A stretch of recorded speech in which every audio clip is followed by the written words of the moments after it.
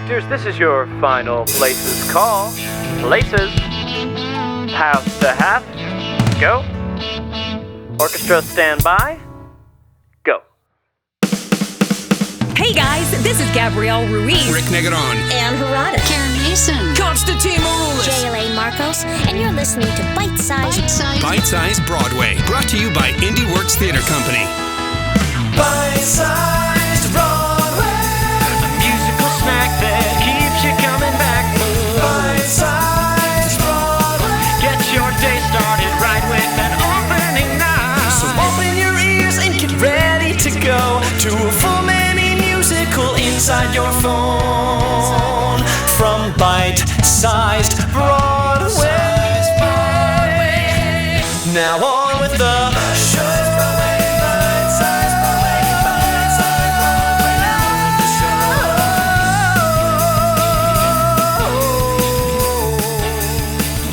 show. Hi there, my name is Jonathon Lynch, and you're listening to Bite-Sized Broadway, a mini musical podcast brought to you by IndieWorks Theater Company. This is your source for discovering original short-form musicals that you can listen to anytime, anywhere.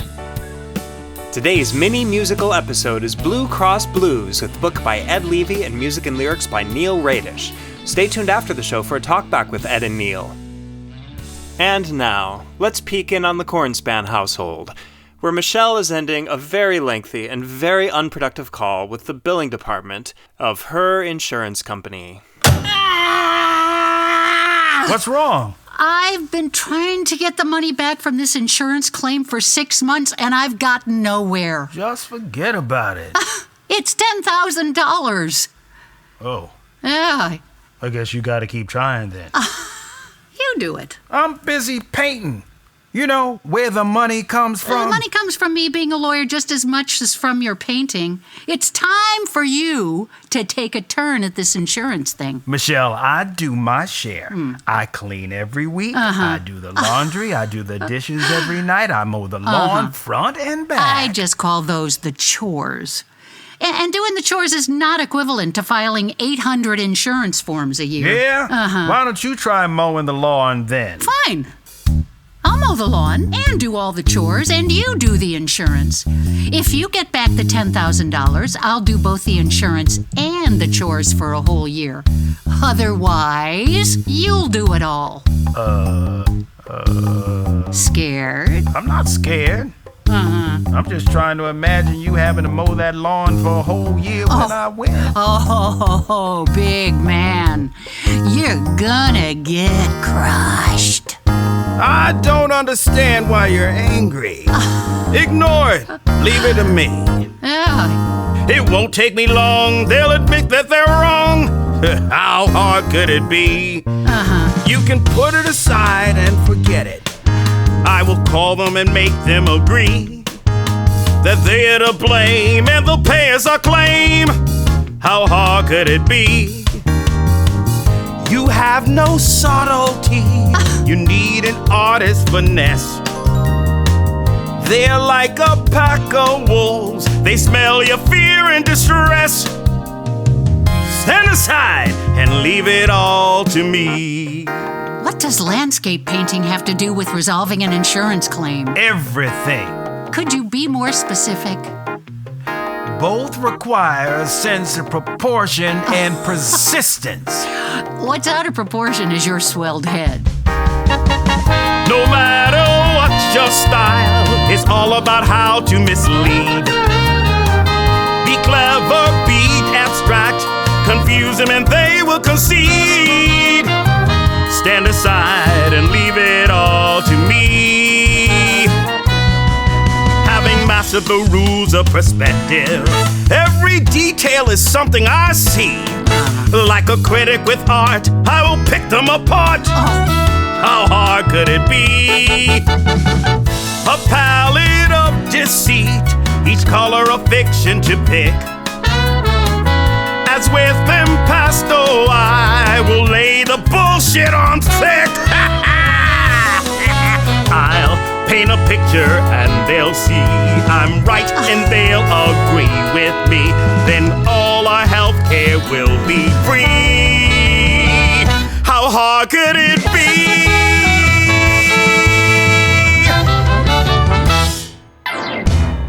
me the bills, Michelle. Don't worry, I'll take care of it now. I can't wait to see this. Look, right here. It says if you have a dispute, you should write to this address. Did you try that? Oh, please. Let me show you how it's done. To whom it may concern, I'm writing to you about the bills received for services rendered on April 4th, 2019. My wife has apparently submitted all the necessary forms and, despite contacting your office multiple times, has not received any information. So I walk the dog, And I feed the cat, and I do the laundry, take the trash out, wash the dishes. read a book, Another day goes by. another week goes by, And I go to work, and I run some errands, drink some coffee. cook a meal, but every day it's in the back of your mind that nothing's changed, your claim will still be declined. Hoping but to no avail, the check will be there in the mail. Here's here. It's not a check, just another bill. Nothing's been resolved. I think I'll go and mow the lawn.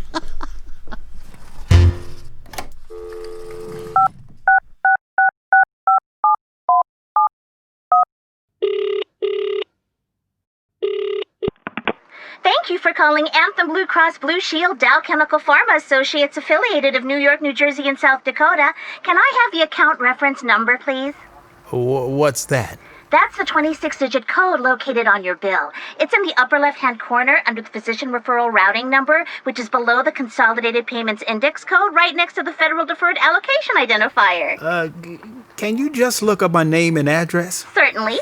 The name is Bill Cornspan, 29 White Birch Road, Weston, Connecticut, 06883. One moment. Okay, can you just confirm your date of birth? June 1st, 1964. For the future, your reference number is 1536822G-8900A-2323236-41152A. It's so interesting that you have all those zeros in the middle, and then that repeating sequence of 2s and 3s. You don't see that very often. I have a rather large bill here, and I'm trying to understand what the various charges are. Sure. Can I have the billing code for the first charge, please? You just gave it to me. That thing with the zeros and the 2s and 3s. Oh, no, sir. That's your account reference number. The billing code is the number assigned to each individual item on your bill. I don't see any numbers, just a list of words. The first says scan. Can I have the date of service, please? April 4th, 2019. Oh, wow. You had an A65.14B. I've never seen one of those before. Well, now, an A65.23A, I run into those all the time, and an A65.17C, but an A65.14B? Jack has to see this. Let me get him on the line. Jack here. Jack, this guy had an A65.14B. Wow, I've never coded an A65.14B before. Let me get Alice on the line. I don't need... This is Alice. Alice, this guy had an A65.14B. Ooh, yeah, it's really something. Can you... Yes. Oh, that's just crazy, right? I've just never seen that. Excuse me? Oh, sorry, sir. Yes, A65.14B. You definitely had a scan. A bilateral... Fine, I know I had a scan, but after that are all these charges labeled scan, tech, ASST, lines and lines of them. What is this nonsense? Can I have the code for the next entry, There are please? no codes! It all comes down to the billing codes. They describe each bump and bruise. Be it broke or sore, it's a number, nothing more. The billing codes are all we use. Well, let's take a look at that next item. That charge is for the man who prepped you for the scan and also cleaned you up when it was done. And We usually reverse the charges for the nurse, but we can't because it's coded 641. 641 is for the nurse who helped the man who took the scan, but it's coded A65.14B. I hope that clears things up for you. Not really. If these charges are all different, why are they listed as the same on my bill? That's so it won't be confusing. The next is .52. I don't suppose you had the flu. Oh, pardon me, the coding's .53. Which makes a lot more sense, and I can say with confidence that it's for the film transport technician's fee. And don't forget the canister that keeps the scan film safe. The code for that is 9.23B. Every item gets a code, it's how we figure what is owed. Our diagnostic number recipe. Our diagnostic number recipe. So, 923 is for the can to hold the film that's from the scan. That's from the nurse who helped the man that prepped you and then took the scan. That's coded A65.14B. This is crazy! How do I even know these charges are valid? I'm sorry, sir. It's not our job to figure that out. As long as the proper billing code is submitted, we're okay with it. We only see the billing codes. The truth's not our concern. We don't care if it's legit. Once we've got the code, that's it. The billing codes for which we earn. The last one on the list is for the radiologist. The final charge I see for you that day. The code is rather odd, C36.4, my God. He's out of network, boy, you're gonna pay. When the code that they submit means that you get no benefit, then you must have somehow signed your rights away. And when read did not suffice, cause the code is listed twice, I'm not sure why you gave it your okay. We're not sure why you gave it your okay. So, C36 is for the man who read the film that's from the can that's brought to him inside a van. That's from the nurse who helped the man that prepped you and then took the scan. And this is where it all began, the day you went and got a scan. That's coded A65. That's coded A65. That's coded A65.14. Okay, I get it. You like your code. It all comes down to the billing codes. They're a gift from God above, like a visionary sign. No number's more divine than the billing codes, the codes we love.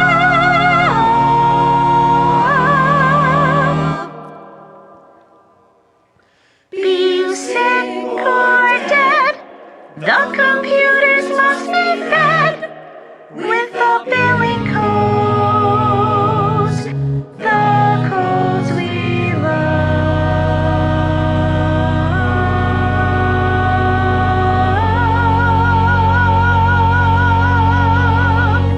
It seems that you're all set, sir. So if there's nothing else, thank you for calling Anthem Blue Cross Blue Shield Dow Chemical Pharma Associates affiliated of New York. Good. See, honey? That wasn't so hard.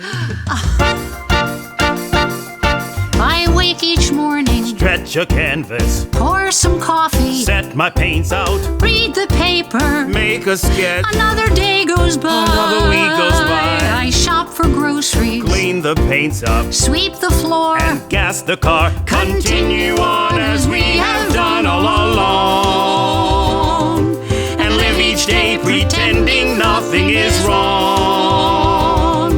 You worry what you'll have to pay. You go and check the mail one day. It's here. It's not our $10,000? It's not a check, just another bill. The lawn's looking a bit shaggy today. They can't get away with this. I am calling them right now, and I'm gonna get it straightened out today. Hello? This is the billing department of the Sisters of the Merciful Dollar Medical Center. Is this Mr. Cornspanks? Well, actually, it's Cornspan. We see you owe some money. It's frankly quite a lot. I've called to say you have to pay today.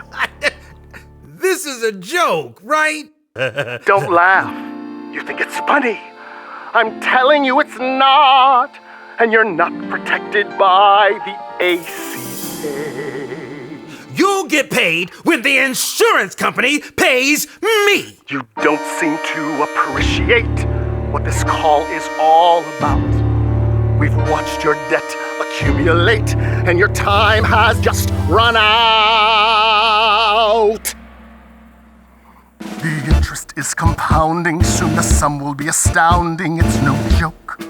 Just pay the bill. The total keeps increasing, always growing, never ceasing. You'll be broke, but pay the bill.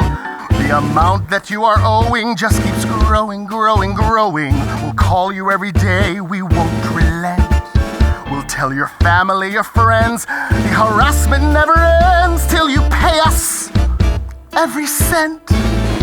We're not willing to keep billing. The amount you owe is thrilling. Stop the games. It's time to pay. Your credit score is 0. Rome is burning. Don't be Nero. Stop the flames and start to pay. Your premiums were small, but your deductible was high. And the bill is filled with charges that you can't identify. But it all adds up, just trust me. The numbers justify what you owe. Just pay the bill. 'Cause if you do, your world will fill with sunshine. The birds will sing, the flowers start to bloom. A life brand new, unless you miss the deadline. Miss it, and the birds will die. Flowers rot and putrefy.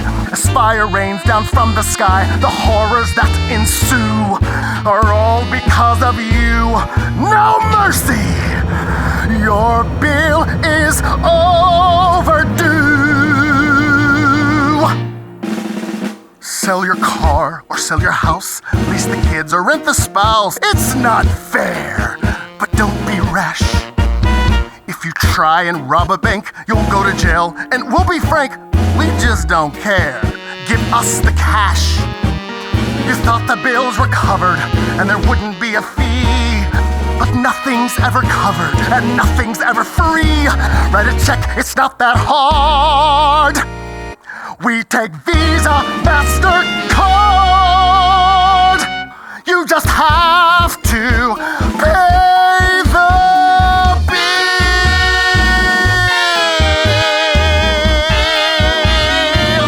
Pay the bill. Is there a problem? Don't start with me, Michelle. I am settling this now, once and for all. Is there a problem? Is there a problem? Is there a problem? Is there a problem? Thank you for Hello, calling. is this Anthem Blue Cross Blue Shield Dow Chemical Pharma Associates affiliated of New York, New Jersey, and South Dakota? Why, yes, it is. This is 153-682G-89000A-2323236-41152A. Oh, that's so interesting. You have all those zeros in the middle, and then that repeating sequence of 2s and 3s. Never mind about that. I'm calling about billing code A65.14B. Oh, we don't see those very often. Yeah, you don't see any of those. I know. The point is, where is our check?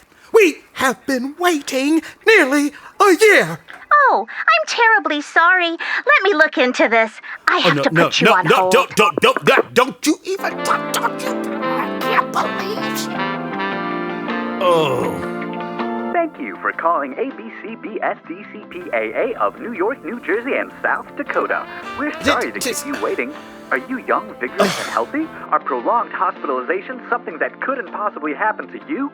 Then ask our operators about our new low-cost association plan. You pay the hospital so we don't have to. You'll be astonished at the reduction in your monthly insurance payments. Keep listening to hear about more of the exciting new benefits offered during the upcoming 2021 healthcare season. I'm sorry it's taking so long. I'm working it out with my supervisor. Yeah, but I think you're going to be very happy. Please hold. Have you heard about our new online medical consultation service? If your regular doctor is not available, consider going online and consulting one of our trained medical professionals directly over the internet. They can't take your temperature, blood pressure, or run any sort of test, My blood pressure is going off the charts right now, waiting for you to take me off hold. I'm delighted to tell you that your check is in the mail. It should only be a matter of days now. Really? Really? Thank you so much. You're very welcome. Have a great day. Thank you for calling Anthem Blue Cross. Michelle, better gas up that lawnmower, 'cause the check is on the way. Sit and paint. Go to work. Pace the floor. Watch TV. Be the cat. Walk the dog. Then finally, after all the calls that I made, a check. No way. It's true, they finally paid. I can't believe you did it, Bill. I knew I'd figure it out. It didn't seem that way to me. The end was never in doubt. Each phone call more surreal. You can't believe what you hear. A dolly dreamscape where the meaning is never quite clear. Through all the bullshit arguments I never flagged in confidence, they finally paid us. Finally paid us. How much? 56 cents. That's it then. We're broke. We're gonna lose everything. Oh, Bill, we're not going to lose everything. We'll manage. We always do. I never should have gone to the hospital in the first place. Yeah, well, at least those tests came back negative. You're healthy and strong and ready to get back to mowing the lawn. No, right. The lawn. Aw. Listen, I've always said we shouldn't have to lose our shirts just to get the health care we need. You mean we have to become Democrats? I'm afraid so. Democrats? Just when you think it can't get any worse. So single-payer healthcare doesn't look that bad. And face it, Bernie Sanders kinda does look like your dad. We call them lazy moochers, the takers we'd condemn. But now we're on the other side. Now we're one of them. So give us some government health care. It ought to be a right for you and me. When your bladder's full of cancer and you find you cannot pee, a transplant is the answer. You can get it when it's free. Give us some government health care. It shouldn't be a privilege but a right. If you need some radiation but the money's kinda tight, in a single payer system you will find to your delight that you'll get an extra dose so you will glow through the night. It shouldn't be a privilege but a right. You're angry about the taxes, that the cost is way too high. You think somehow your freedom is at stake. Take comfort that the cost is covered by some other guy. The 1% will pay what's due. Just pray that person isn't you. Everything you heard is ours to take. Look, Bill Gates paid my medical bill. Yeah! So give us some government health care. Available for all, not for a few. If your kid has got lymphoma and it costs $1 or $2, And the other choice is dying, and the government will do. Give us some government health care. We fought for it since 1995. You have a stroke, collapse, and when the EMTs arrive, they find you're in a coma with no chance you will survive. But if money's not a problem, they can still keep you alive.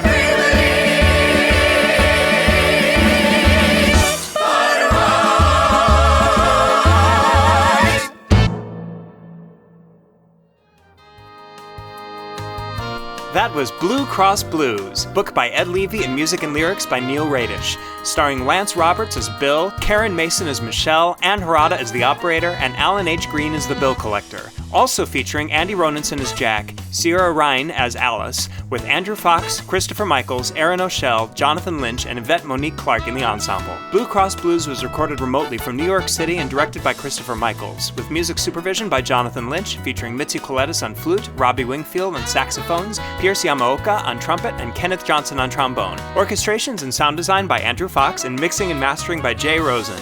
We'll be right back after this brief intermission, when we sit down with the writers to discuss the true story behind Blue Cross Blues, the interesting casting connection to the composer's past, and one writer's journey from lawyer to theater maker.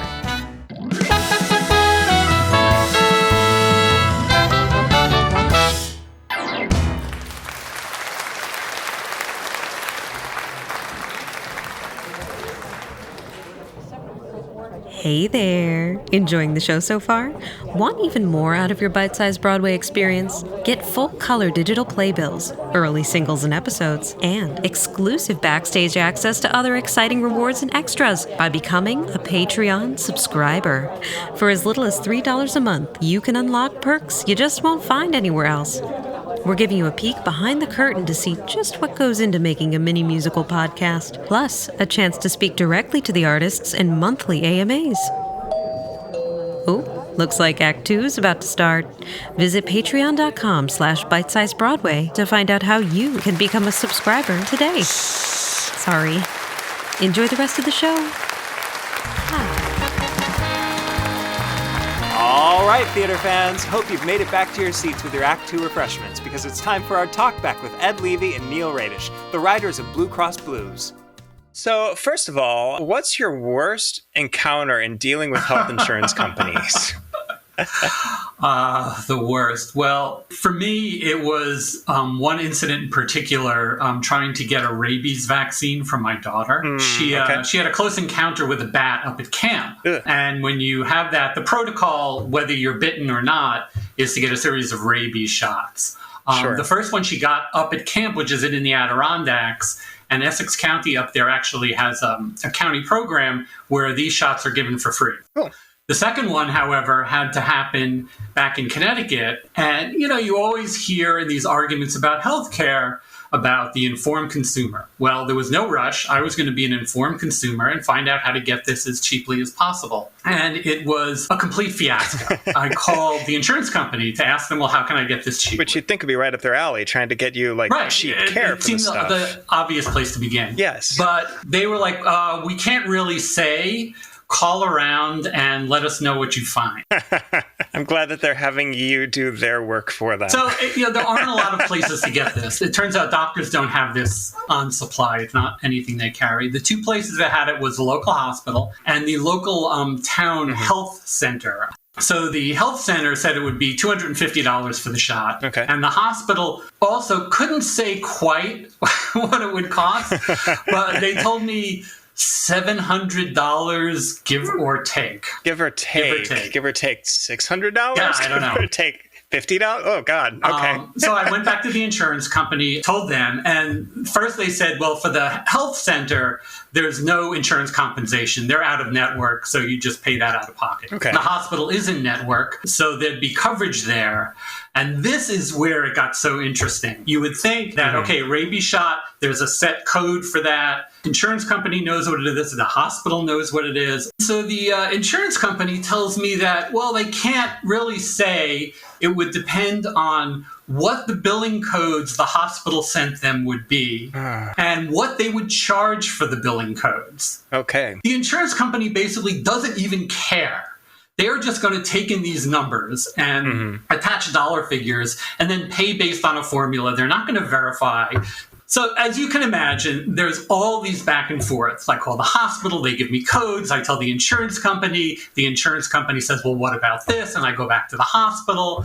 Needless to say, this goes on for days and days and days. What does it even mean to be covered? Yes. The short of it is, at the end of the day, the $700 hospital shot cost me nothing. Okay. It was completely covered. The insurance company shoved it under the category of general vaccine. So, happy ending, But the idea that I think I spent a week on the phone on and off with the insurance company in the hospital just to figure out what it would cost. I had weeks to figure this out, but like, what if I really was urgently ill? This would have been a disaster. It's like my appendix exploding inside of me right now. I'm going to really like spend a week to make sure I'm getting the best deal here. Yeah. So, obviously that's where many of the ideas for that song about the billing codes in this show came from.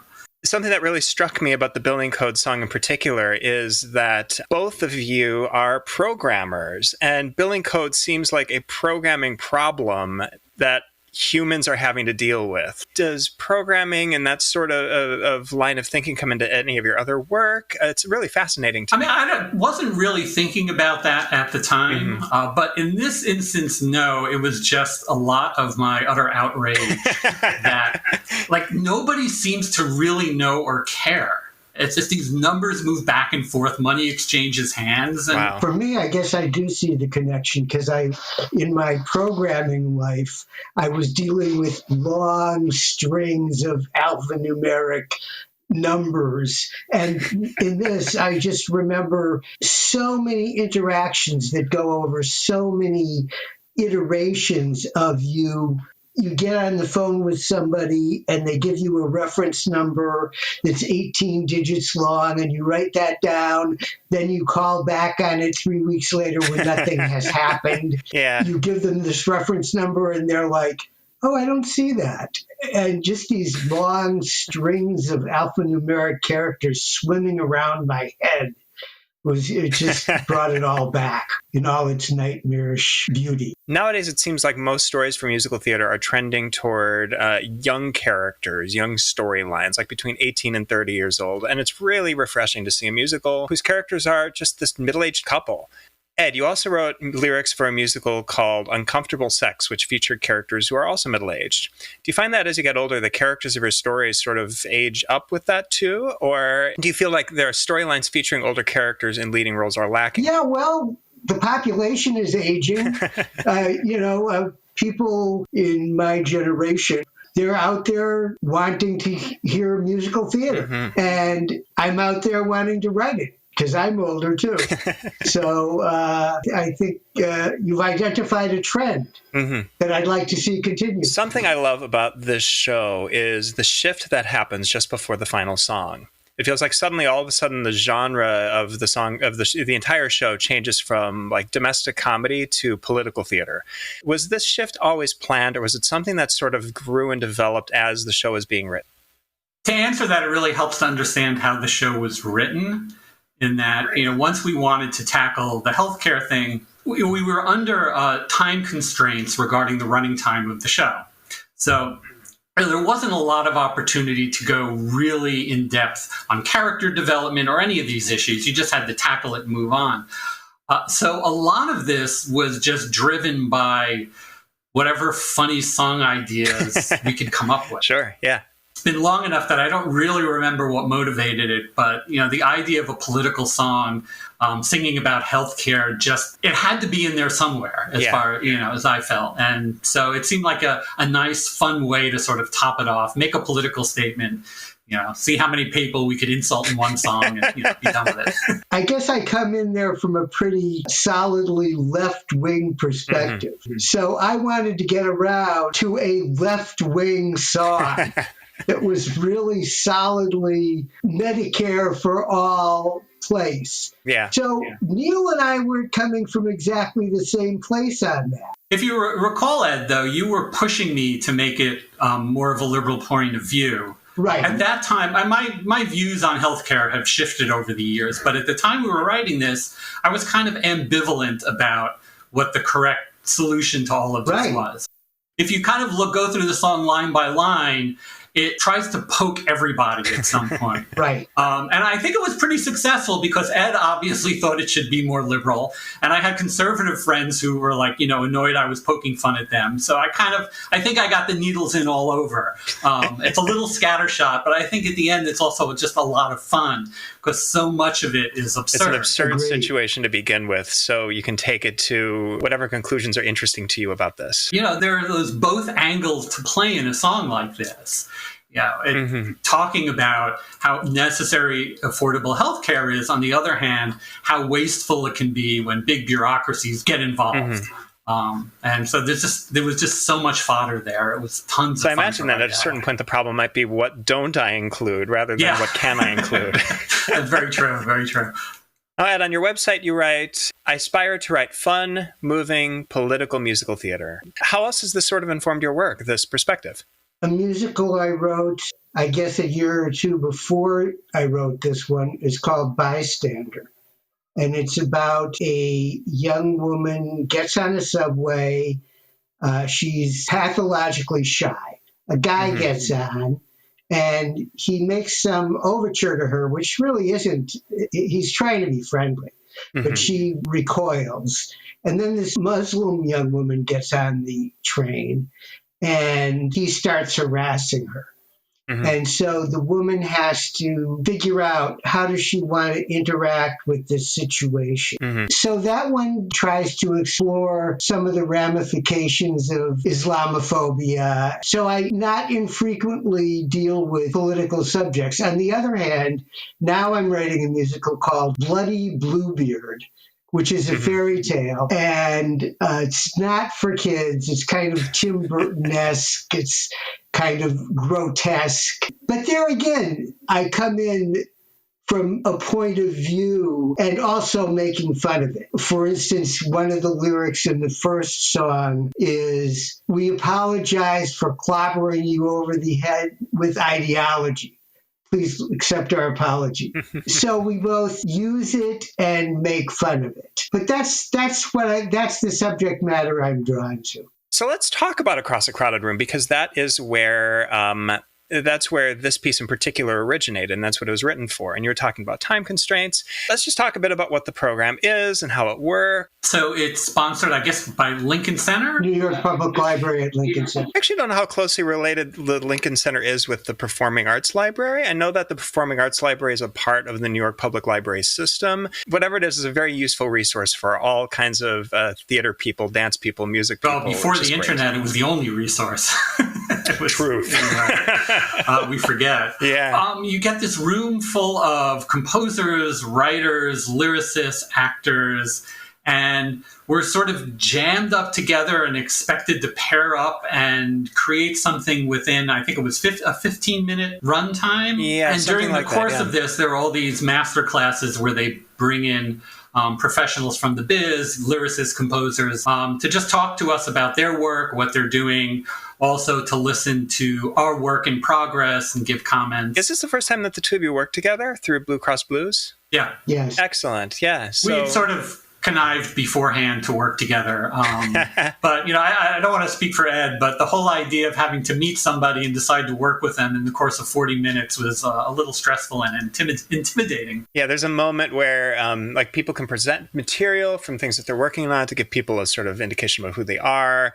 And then there's a moment where they say, okay, go form groups. And it's like, and you're racing around talking to people who you thought were just fantastic, working through what everybody's responsibilities are, racing to get to Doug Reside at the library to be like, okay, there's our groups, put us on the list. That first session was pretty stressful, so it was nice to have Ed sort of already by my side. Clearly, it was a fruitful collaboration. Yeah, we had a great time, and I'm very happy with the result. Good. Yeah.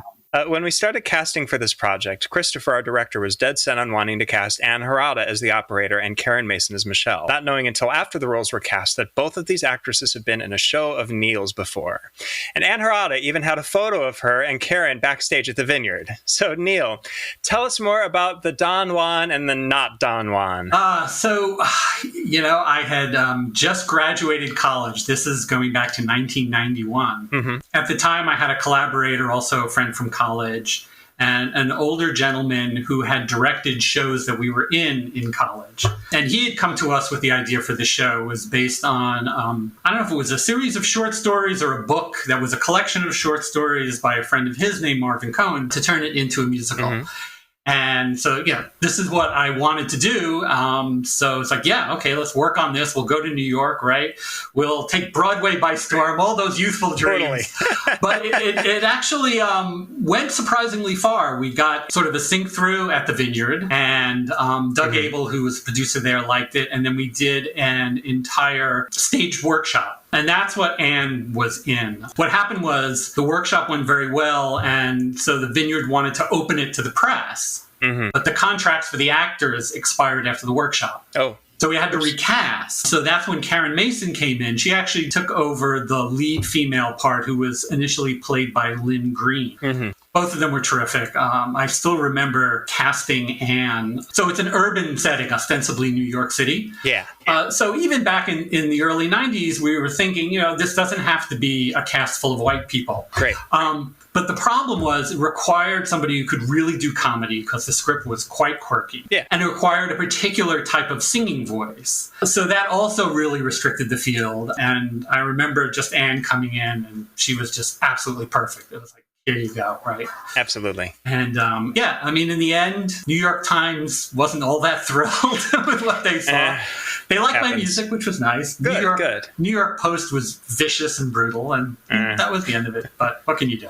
So going back to the songs of Blue Cross Blues, a personal highlight for me in the show is the song Pay the Bill, and that it is just such this delightful, delicious villainy kind of a song. How apropos is it to make the bill collector the ultimate villain of the piece? One of the things people struggle with healthcare is paying the bills at the end, and perfect opportunity, like you said, for our evil character. Yes. I tend to think in terms of genres, so tango for me is a good evil genre.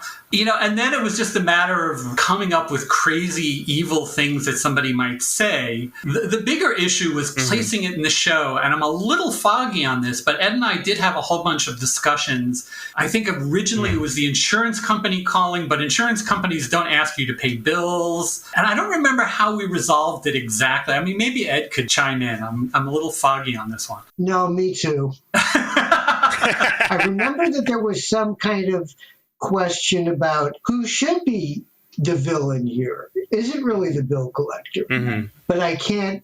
Yeah, there's still some remnants of that in the lyric when the bill collector talks about your premiums were small and your deductible was high. I mean, technically, a bill collector doesn't know or care about your insurance premiums, right? Yeah. But, in the scheme of things, it was a matter of keeping it fun and clever and not getting all that hung up on whether it makes sense 100% every single line. There's something about the rule of comedy where if it is funny, if it is getting the point across, then the audience can overlook tiny logical inconsistencies like that. Absolutely. But I just wanted to say it was so much fun working on this project with Neil. He just comes up with so many funny ideas. They're popping like popcorn, and the music just comes to him so naturally and easily.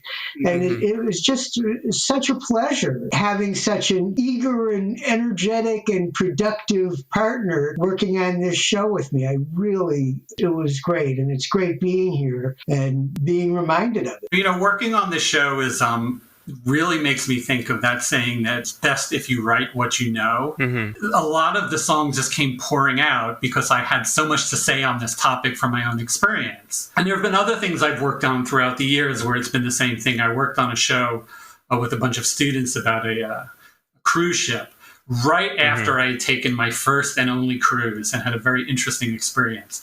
And boy, did I have a lot to say. And, it just comes out in torrents when you have that. Was that part of the Mask and Wig Club? Yeah. So Mask and Wig Club is a musical comedy theater group down at the University of Pennsylvania, where I went to school. I was an undergraduate member when I was an undergrad. So every year they do some sort of big musical show, newly written. Some years it's a review, some years it's actually got a story, more like a traditional musical. So I was involved as an undergraduate and continued involvement since then. I've worked for them for about 30 years on and off, writing the music for the show to varying degrees. Some years I write it all, other years not so much. Some years I just do the orchestrations. It really depends on how eager the students are, how much effort they're willing to put in. Yeah, a number of years ago, one of my favorite shows that I've done there in a long time happened to be this goofy thing about a cruise ship.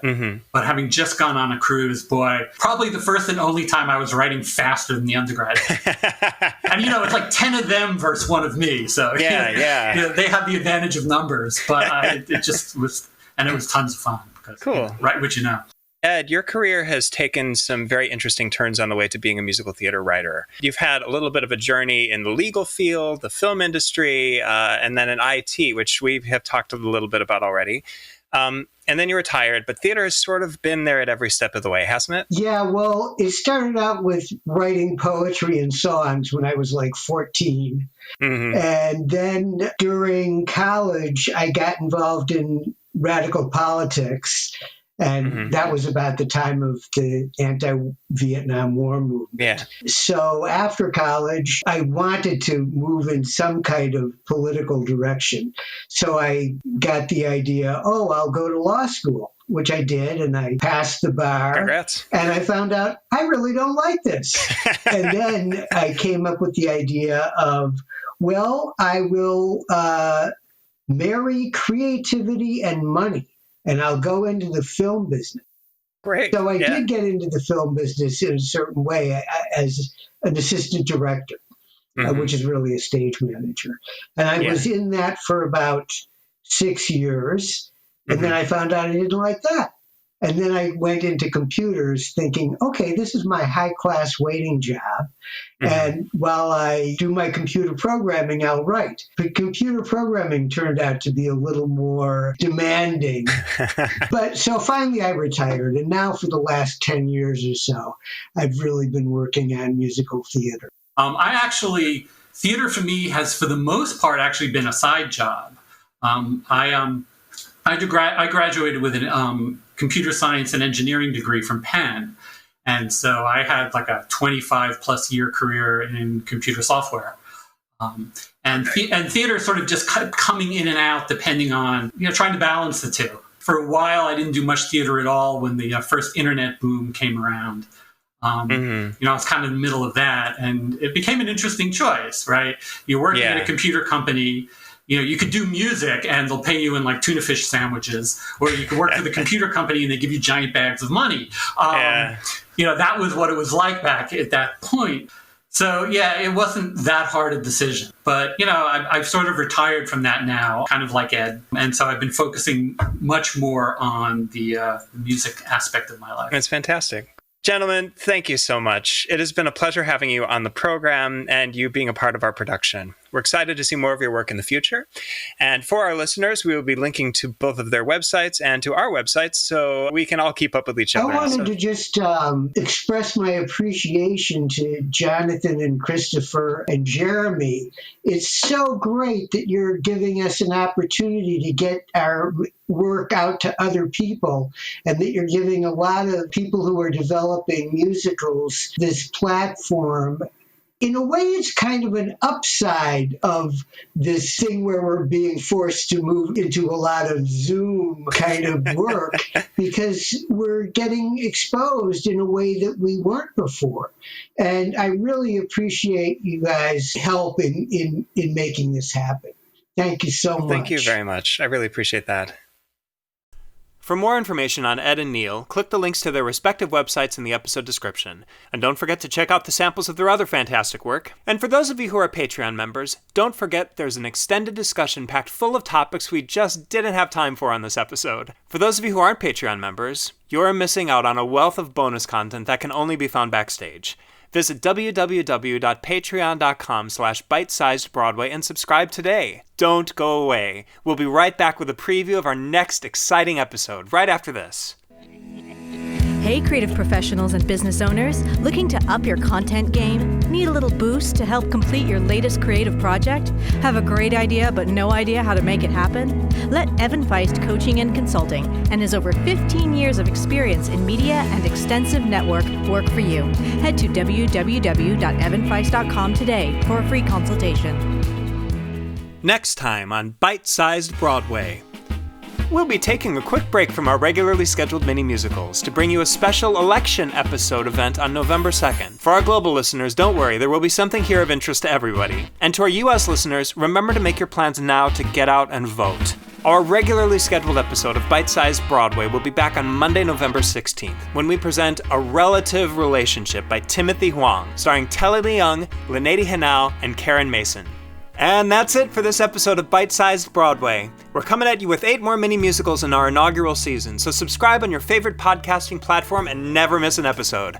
And if you're feeling extra generous, leave us a 5-star rating and a brief review. A very special thanks to Michael Kostroff and Evan Feist for their work on this week's show. A huge thank you goes out to our upper-level Patreon subscribers, Dakota Cahill and Judith Manicherian. If you'd like to support us on Patreon and get exclusive access to exciting perks, head to www.patreon.com/bitesizedbroadway or click the link in the episode description.